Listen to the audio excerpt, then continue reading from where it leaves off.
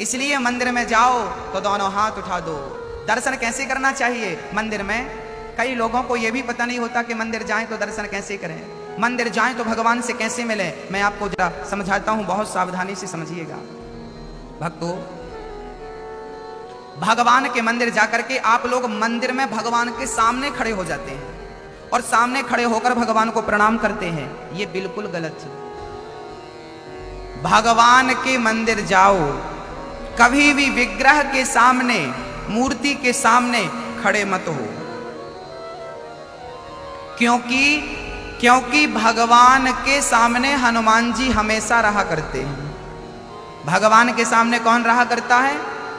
सदा हनुमान जी रहते हैं। यदि आपने भगवान को सामने से प्रणाम किया तो आपका मुंह तो भगवान की तरफ होगा, पर चरण किसकी तरफ हो जाएंगे? पीछे कौन है? अब आप कहें महाराज जी हनुमान जी का मंदिर तो सामने नहीं है। मंदिर हो ना हो, आप प्रत्यक्ष रूप में हर मंदिर में, हर ठाकुर के सामने हनुमान जी का निवास होता ही होता है। हनुमान जी रहते हैं, इसलिए सामने से प्रणाम करोगे तो आपके चरण हनुमान जी की तरफ हो जाएंगे और फिर भगवान को ही बुरा लगेगा कि देखो मेरे हनुमान की तरफ तुमने पांव कर लिया। इसलिए कभी भी मंदिर जाइए तो भगवान के सामने से भगवान को प्रणाम कभी ना करिए। सामने से हल्का सा थोड़ा किनारे हो जाइए, हल्का सा किनारे। कभी जगन्नाथ जी जाएंगे आप में से कभी कोई जगन्नाथ जी गया है? गया है तो हाथ उठाएं। जगन्नाथ जी, आप कभी जगन्नाथपुरी गए हो तो आपने देखा हो कि जगन्नाथ के भगवान जी के मंदिर में भगवान कभी भी सामने से नजर नहीं आते। जगन्नाथ जी को देखना हो तो किनारे से ही देखना पड़ेगा,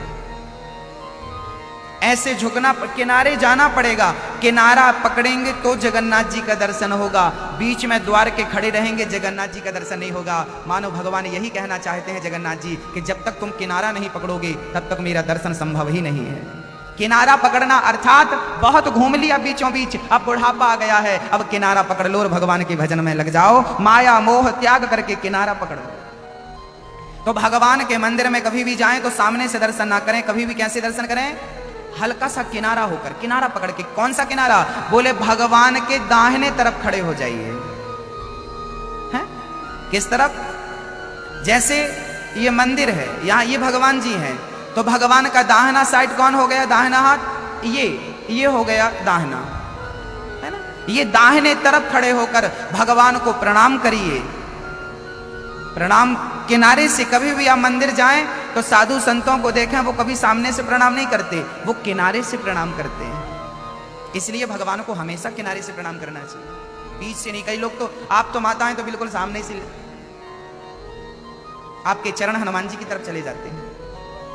गुरु को भी सामने से प्रणाम नहीं करना चाहिए, क्योंकि गुरु के आगे गोविंद खड़े होते हैं। यदि तुमने गुरु के सामने आकर के प्रणाम किया तो गुरु की तरफ मुंह हो जाएगा, गोविंद की तरफ चरण हो जाएंगे, अपराध हो जाएगा, पाप हो जाएगा। इसलिए गुरु की भी दाहिनी साइड से खड़े होकर किनारे से प्रणाम करना चाहिए, किनारे से प्रणाम करना चाहिए। हाँ, बड़ी महिमा है प्रणाम करने की। तो भगवान को कभी मंदिर जाओ तो मंदिर जाकर हमेशा दोनों हाथ खड़े जरूर करना चाहिए। करो ऐसे, ऐसे करो।